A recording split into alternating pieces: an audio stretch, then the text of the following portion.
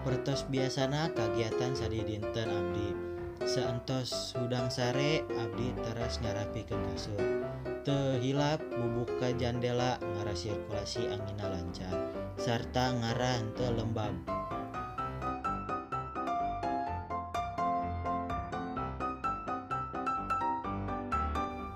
Teras abdi mandi ngara awak bersih tina kuman.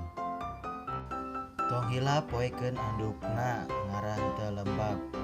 Sabab mun lembab tiasa janten sarang bakteri sareng virus nu berbahaya. Teras abdi sarapan, sarta acan sarapan panangan kedah diwasuh. Sabab di panangan teh loba bakteri atanapi virus nu nyebabkeun panyakit, salah sahiji contona COVID-19 nu kerame dibaritakeun di Indonesia nepi ka nyebabkeun kapanikan di mana-mana.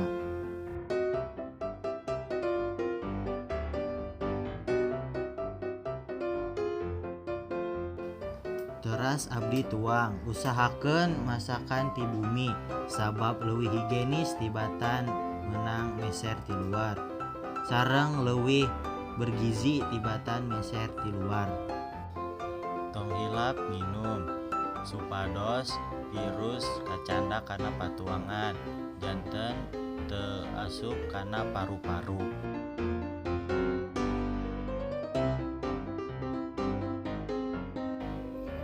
Anu kahiji, wasuh panangan.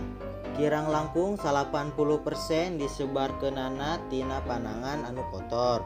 Ngawasuh panangan nepi ka bersih nganggo sabun sareng cai nu ngalir, sae pisan maehan kuman, bakteri sareng virus.